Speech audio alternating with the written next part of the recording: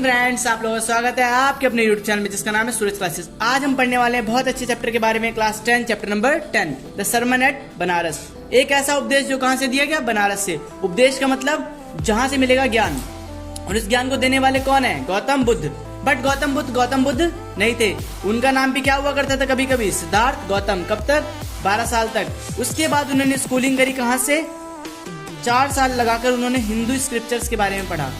Hindu scriptures के पढ़ने के बाद जब वो अपने घर आते हैं तो उनकी क्या हो जाती है? शादी हो जाती है प्रिंसेस से।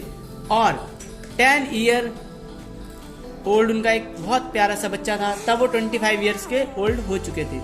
उन्होंने फिर शुरू करी हंटिंग इन द सेंस एक राज्य से दूसरे राज्य घूमना, आना जाना, ठीक है। और उन्हें शिकार करना भी बहुत अच्छा लगता था। लेकिन इसके आगे क्या बताया गया? जब वो इन चीज़ों को करते हुए जा रहे थे तो उन्होंने क्या देखा कि एक ओल्ड मैन है जो बहुत ओल्ड हो चुका है, बीमार है, ठीक है। दूसरा देखते हैं थोड़ी देर बाद कि वहां पर क्या हो रहा है? एक फ्यूनरल पोजीशन, मतलब एक व्यक्ति को जलाया जा रहा है, लेके जा रहे हैं उसकी डेथ बॉडी को, ठीक है। थर्ड वो देखते हैं एक मॉन्क बैगिंग कर रहा है, ठीक है। तो इन सब चीजों को देख के उन्हें बड़ा बुरा लगता है कि यार मैं इस राज्य के अंदर होके भी किसी की मृत्यु नहीं रोक पा रहा हूँ, कोई बैगिंग कर रहा है उसे नहीं रोक पा रहा हूँ। ये सब चीजें उन्हें अजीब सी लगती है और वो काफी ज्यादा क्या हो जाते हैं? परेशान हो जाते हैं। फिर वो जानना चाहते हैं किसके बारे में? The world to seek alignment. सबके सब किसी न किसी चीज से क्या है? परेशान है। कौन कंसर्निंग सैरो। उन्होंने क्या किया? ही हैड विटनेस, और उन्होंने इन चीजों को देखा। और फिर उसके बाद 7 years ही वेंडर्ड और फाइनली सेट डाउन अंडर ए पीपल ट्री। इसका मीनिंग क्या हुआ? आप समझ आ गया होगा। 7 साल तक घूमने के बाद उन्होंने पीपल ट्री के नीचे स्टे किया और उन्होंने अपने ज्ञान को पूरी तरीके से लिया। और ज्ञान लेने के बाद जब बोधा गौतम बुद्ध तक का सफर तय किया, मतलब सिद्धार्थ गौतम से गौतम बुद्ध तक का सफर तय किया, और इनका ही रीनेम द ट्री। उन्होंने ट्री का नेम चेंज किया। क्या लिखा? बोधि ट्री। इस ट्री का द्वारा इन्होंने इस ट्री के नीचे बैठकर हमेशा अपने ज्ञान को लिया और ज्ञान को देना शुरू किया। इसी स्टोरी के चलते चलते हम आगे की कहानी देखने वाले हैं एक किस्सा गोतामी नाम की लेडी की, जिसके बच्चे की डेथ हो चुकी है और वो क्या कर रही है?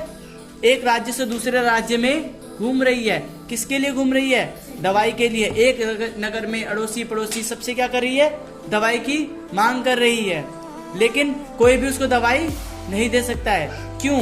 क्योंकि वो डेथ हो चुकी है, उसकी डेथ हो चुकी है और वो बहुत परेशान है। इसी में जब वो एक व्यक्ति से मिलती है तो व्यक्ति उसे बताता है कि आपको दवाई एक जगह से मिल सकती है। कहाँ से? वेरी गुड, गौतम बुद्ध से।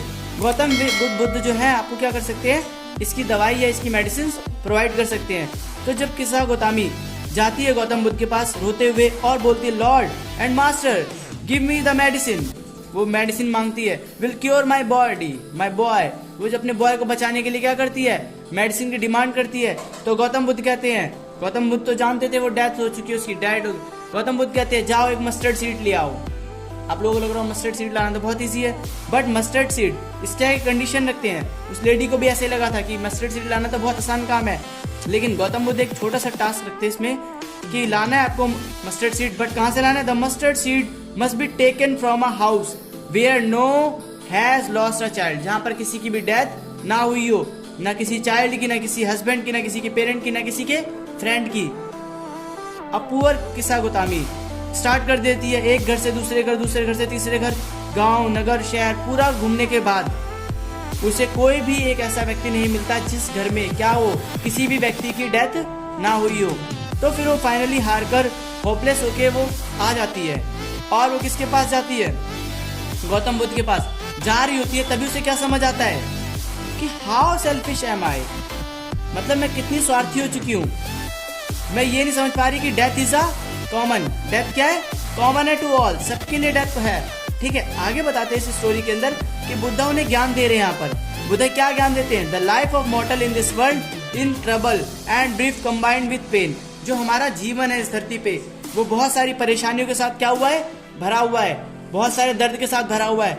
हमें क्या समझना होगा?